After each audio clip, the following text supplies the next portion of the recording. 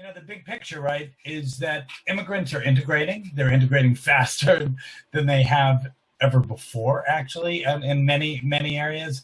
And yet there's this disconnect, right? We're in a very strange moment, right, where there is the support that you noted in the polls, and then this very strong anti-immigrant sentiment. And so at Reimagining Migration, one of the things that we believe is we need to counter this. And the way to counter this is through education. And so a lot of the attention in education, and very important attention, is working on helping newcomers find their ways in schools and thinking about how do we create inclusive, welcoming learning environments.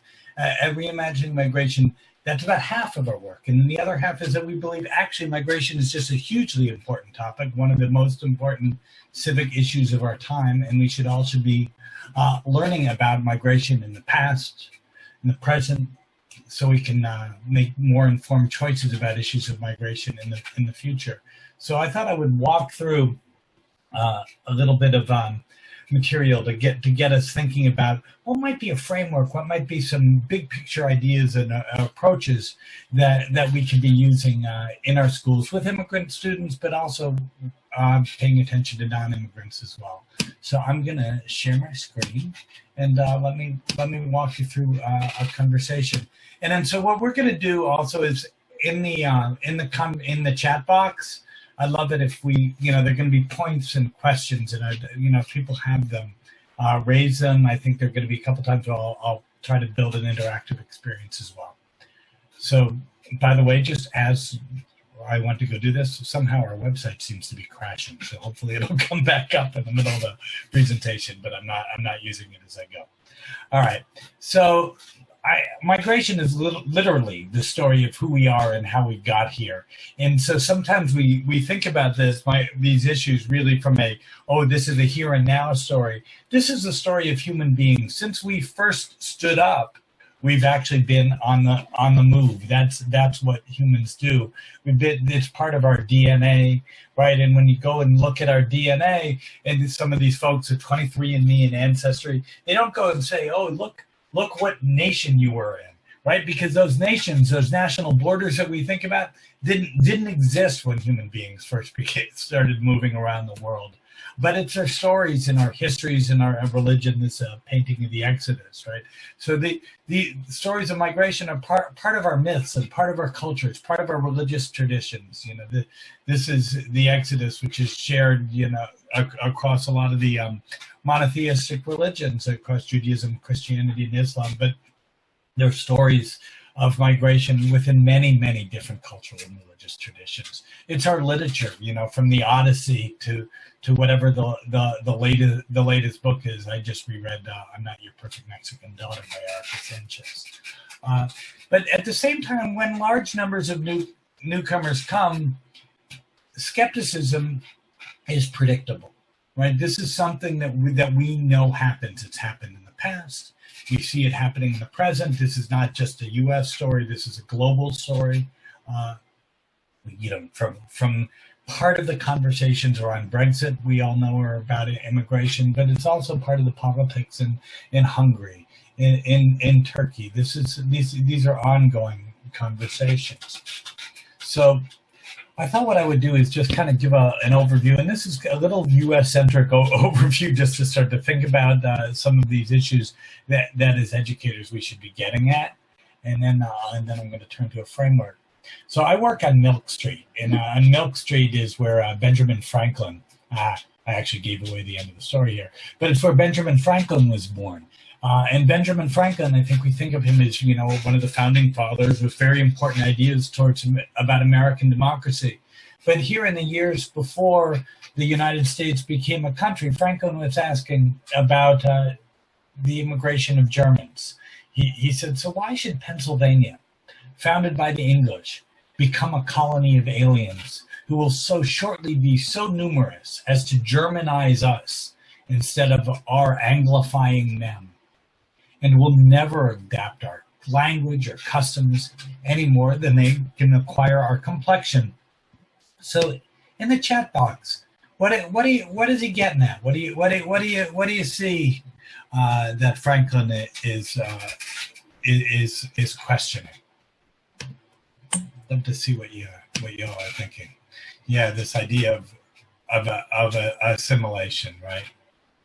Right. But yeah, absolutely assimilation, and a real concern about assimilation. So what else? What specifically are his concerns? Loss of culture, absolutely, Alicia. Afraid of the loss of our identity, right?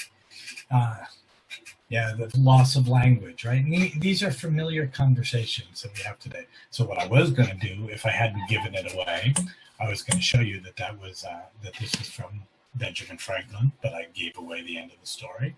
But we have this kind of a dual relationship towards immigration. We celebrate the story. So this is a sculpture. I don't know if any of you know where that is. That's in Battery Park, actually, on the way to the boats to go to the Statue of Liberty and Ellis Island. And so we tell our stories as a nation of immigrants, right? That's very much part of our culture. And see, Denzel and I were thinking alike this morning, so we showed the same slide. So look, migration has been part of our history forever. And so sometimes that's been a story of choice. Sometimes that's been a story of forced migration. And so we use that language very carefully, right? Because we want to recognize that human beings have been on the move. And so it's not just this idea of immigration, which is moving from a country to another country with the hope of staying. But people have been on the move within countries. A lot of migration right now is happening within countries. So there are actually about 1 billion people on the move right now. 250 million plus are crossing borders, but a larger percentage of them are migrants internally. In the U.S., we're close to our historic highs, but we're not there yet. And those historic highs, we know these come in waves. So I assume that many of you, if I was doing this in person, I would ask you to raise your hand. But how many of you have been to Ellis Island? I assume a lot of you, or at least know that that's a really important tourist destination in the United States. And so Ellis Island. Good, Denzel. I figured you'd been there. A lot of us, we hold on to this place, right? And the idea at Ellis Island, right, it was a station to process immigrants, but it was not a detention center. People would come through, and they would make their way into the United States after processing. How many of you have been to Angel Island in the West Coast? How many of you don't know what Angel Island is? It's important, right? So this is really important. This is a very, very major, and great to hear that Claire's been there. Angel Island is also an important immigration station. It was set up in 1910 on the West Coast, and it was set up actually as a way to enforce the Chinese Exclusion Act. So, in 1882, the United States passed the Chinese Exclusion Act. The Chinese Exclusion Act, when it was passed, was meant to keep the Chinese Exclusion Act meant to keep Chinese immigrants out, and to crack down further. They set up this immigration station that was really served as a way to prohibit immigrants actually from making it from the ships into the great cities and the West Coast, and it really served as a detention center. So it served that role from about 1910 to 1940 when it closed. And if you go to Angel Island, on the walls, you'll see these beautiful poems carved, often in Chinese languages, but there's some in Sanskrit as well. There's actually a little bit of Yiddish scrawled into the wall, but most of it in Chinese. And I thought I would just read out loud one of the poems that you can find on the wall. Instead of remaining a citizen of China, I willingly became an ox. I intended to come to America to earn a living. The Western-styled buildings are so lofty, but I have not the luck to live in them. How is anyone to know that my dwelling place would be a prison? And I think it's in this contrast between Angel Island and Ellis Island that we need to go deep to actually understand attitudes towards immigration and the experience of migration itself. So again, there's this great dichotomy. I was in DC last week doing a workshop, and I passed more "hate has no home here" signs in people's yards. And at the same time, there was a very, very powerful report from John Rogers at UCLA. I won't read you all of this, but what John Rogers has done is John has been documenting what's been going on in schools. And what he's really hearing is that there is an uptick and a real concern about anti-immigrant bias. More than 8 in 10 principals report their students have made derogatory remarks about other racial or ethnic groups. 6 in 10 of them say it's actually been specifically about immigration. As a matter of fact, the most common incidents of hostility echo the idea of these build the wall comments. So what we really need to think about, right? We really need to think about is in schools, what is our role in responding to some of what's going on? What's our role both in helping newcomers feel safe in our classrooms and in our school communities, but also what should we be teaching non-immigrants about immigration as well? And so that's where I'm going to spend the rest of my time. So join me in the chat box here. What do you think are the conditions that promote integration and a shared sense of belonging? And I'm thinking big picture, but also inside a school.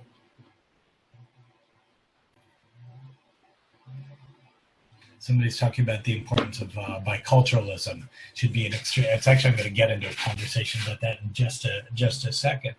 But y'all, what are the conditions that promote integration? The idea of working towards a common goal, curiosity. I love curiosity. Trust. Laws that are not anti-immigrant. Yes, absolutely, right. The dominant culture matters. Adults who look like their students, right? A feeling of safety, cultural awareness, and positive messages being said, teaching about different cultures, safety, interest in history and culture, acceptance, finding ways to share your story. I'm looking at these names and I'm smiling because there are also so many of you that I know that I wish I could actually talk to. It's so nice for you all to be here, the sense of belonging. Actual discussion about immigration. Absolutely, I agree. Lack of microaggressions. Absolutely. So you all know this term microaggressions, right? Incidents where people are feeling targeted. Jobs, neighborliness, right? So there's things that happen inside a school, but then it's also broader within the larger society. Schools, we know, right, don't exist in isolation. They're part of larger communities. So I thought I'd share a story that I think is an interesting moment from 100 years ago. So 100 years ago, there was a very popular newspaper column that was run out of a Jewish newspaper on the Lower East Side of New York called the Daily Forward. And the column was called the Bintel Brief. It was a bundle of letters. And it basically served as a role of an advice column for immigrants, many of them, right? These are newcomers writing to the editors about some advice on fitting into their country. So I wanted to read just a little bit of an excerpt from a letter. This is actually in 1933 to the editor of the Forward. I won't read the whole letter. I'm actually going to pick up on the bottom paragraph. He writes to the editor. We, the 5 brothers, always speak English to each other. Our parents know English too, but they speak only Yiddish, and not just among themselves, but to us too, and even our American friends who come to visit us. We beg them not to speak Yiddish in the presence of our friends since they can speak English, but they don't want to. It's a sort of stubbornness on their part, and a great deal of quarreling goes on between our parents and ourselves because of it. Let me give you a little bit of a taste as it goes on. Their answer is, children, we ask you not to try to teach us how to talk to people who are older than you.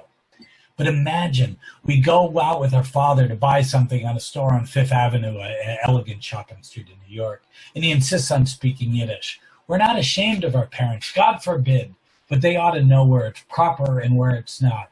If they talk among Yiddish themselves at home or to us, it's bad enough, but among strangers and Christians, is that nice? So I'm interested in, what do you think is going on there? If that's at the top of the surface, and think about it, these kids, if they were your students, What's going on underneath the circuit, underneath the surface?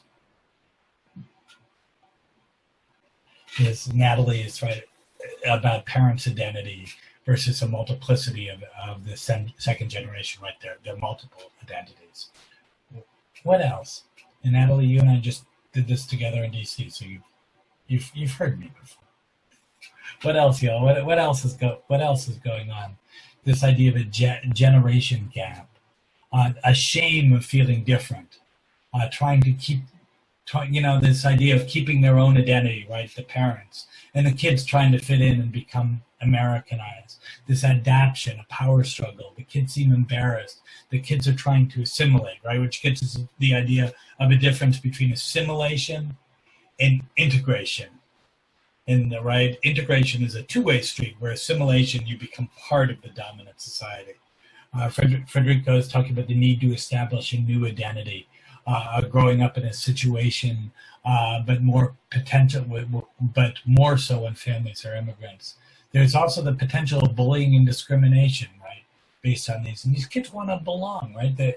From a historical perspective, they're working at the State Department, which was State Department was not among the most welcoming of the institutions in the United States at that time, particularly actually overtly anti-Semitic, as some of my colleagues will know. So just interesting. So how much is this as a story of the past, or how much do you think of this as something that's connected to kids today? It happens very, very often, very, very current. And one of the things that I think is really powerful is that history can sometimes help us have a conversation that would be very hard to jump in, right? Right? Sometimes if you go raise these issues directly, we have silence because it's awkward to talk about these issues in a personal life. It opens a window. It opens a window. And I think that that's what curriculum can do. I think that's what literature can do. I think it's what history and social studies can do. So just from a psychological perspective, if we look at what's going on with those kids are in the middle of this circle. This is my own version of Bronfenbrenner's work on identity. I'm actually copying the ideas here from my colleague Carola Suarez Orozco, but my bullseye is the only thing that's unique. So it's a reminder that there's an exosystem that around these kids. It's the influence of the media, right? It's the influence of politics and our kids' legal status. Carola would point out, that even further out in this macro system, there's the idea about the economic situation, right? And how the much broader economic situation starts to influence how young people see themselves. And so this is an important dynamic for us to be able to uncover, to talk about. Again, not only to help newcomers start to find their own ways in the world, but for all of us to actually understand the larger stories of integration, right? And how does one become a part of a new community and develop a sense of belonging? So we've been noticing, this is actually something that's from a piece that my colleague Veronica Boyce-Vancia and I wrote. We've been noticing in schools around the country, there seem to be three biases around immigration or migration education. One, there's this newcomer bias. We seem to act like this is just something for newcomers to learn about, right? And then, we'll pay attention to these issues for these kids, but people don't seem to understand how important migration is for all of us. Number two is that there's this kind of current event bias. Like, okay, we see this in the news, so maybe we'll talk about it as a current civic issue, but we don't have any deeper historical understanding. And that can be quite problematic, especially when so much of the language in the media right now and so much of the language from politicians, US, but also globally, is so hostile and so negative. You don't want people repeating just some of this hostility without actually understanding the larger comments. And then number three is we see a lot of these special projects, right, which I love, storytelling projects. I love them, right, and often encouraging immigrant kids to tell their stories. But people read these as isolated from what's really supposed to be happening in the larger school community, right? That's not the curriculum, it's just a special event. So what I want to offer is a way to start to think deeper about creating a framework. So what we've done is we've created Reimagining Migration. We've called a learning arc. The idea is that we think that these are kind of broad themes that we've elucidated with questions that could help frame a unit, could help frame lessons, but help us give a larger, deeper sense of understanding. So there are three big pieces of the learning arc. The idea, part one is the idea of stories. Stories make us human. And how do we uncover both our stories today, but how our stories are connected to the larger human story? Piece two is understanding migration and what would we need to know to help us better understand the larger experience of migration. And then how do we move from stories and understanding to action, right? So yes, Mary Jo says stories and counter stories. So let me take this in. So again, like the piece I shared before, we think of these in curriculum serving as both a window into a new world, into new ideas, but also a mirror in which young people can start to recognize themselves. Literature teachers are very good at recognizing the universality and the particular of what they teach. Often when we teach history or social studies, we think we're just giving a window in the past.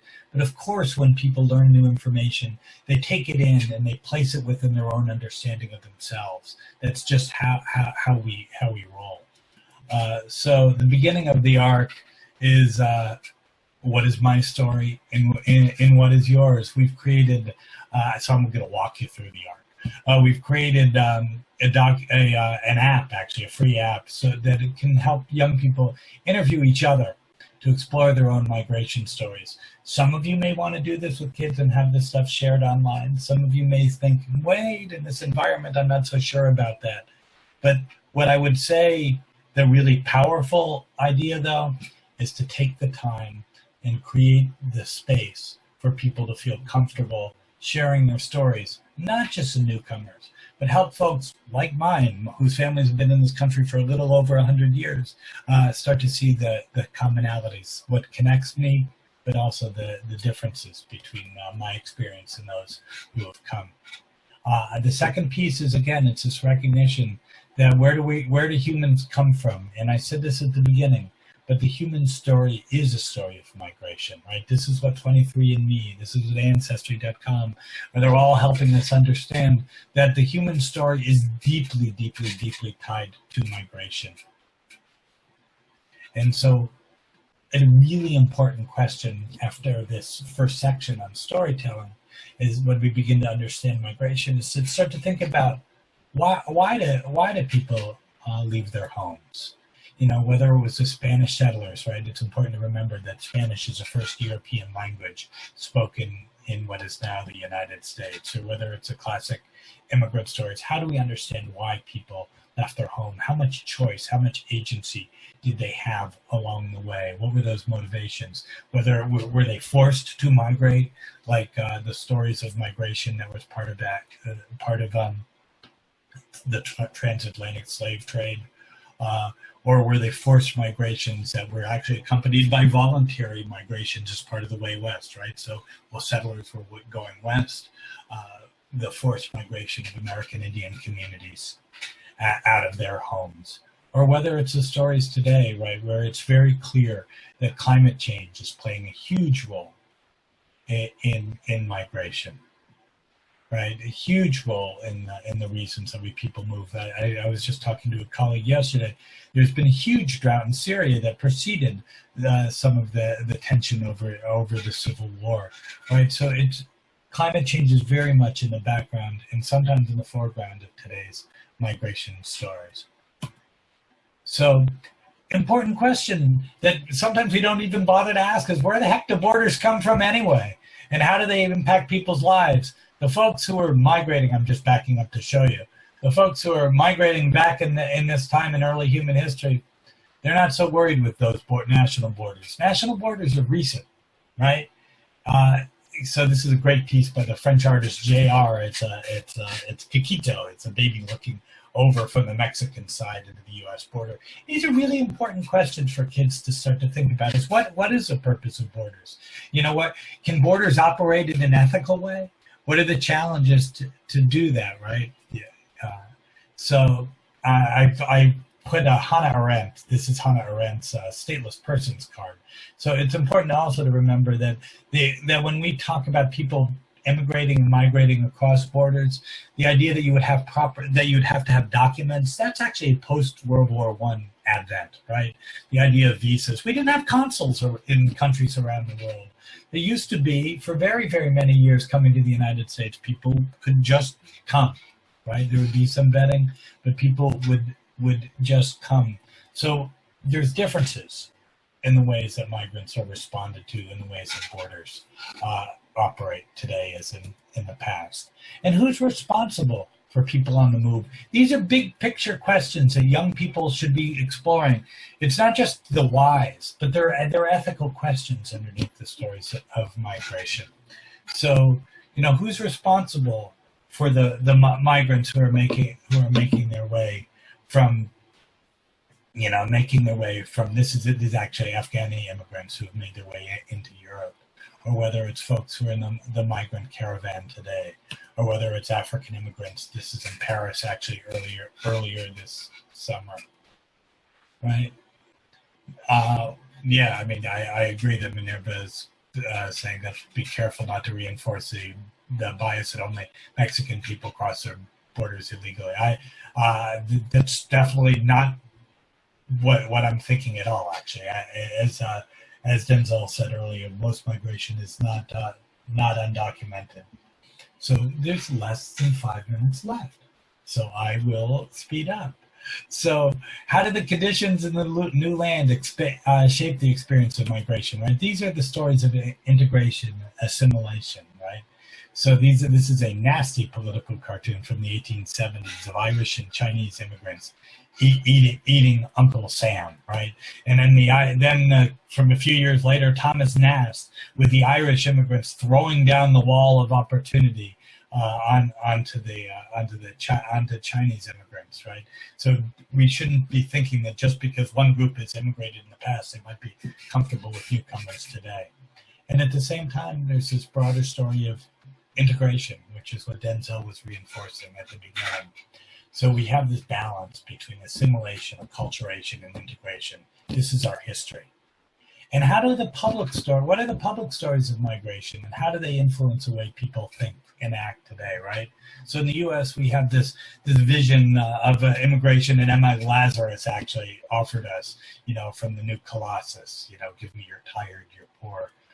But we hear in the media, actually in media around the world, and even from the president questioning whether asylum seekers are actually really needing asylum. He said in April, asylum, I look at some of these asylum people, they're gang members, they're not afraid of anything. And I say, I fear for my life. So how do these public stories, influence the way that people think and act today?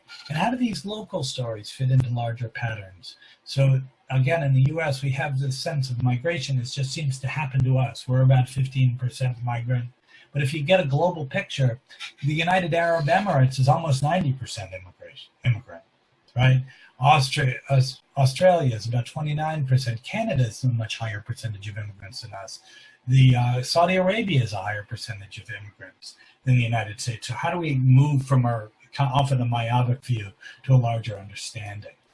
And again, climate change, we may look at the folks arriving on the border, but climate change is a global story. In some ways, it's just the top of the iceberg. And then ultimately, how do we take action to move towards inclusive and sustainable societies? So one of my favorite stories is of these young women in Texas who led a protest they were all dressed up actually for a quinceañera and led a protest for equality and against a racial profiling law. And actually they've continued that work now, where the same group is offering photo booths for quinceañeras. And then with the free photo booth, they're asking people to register to vote.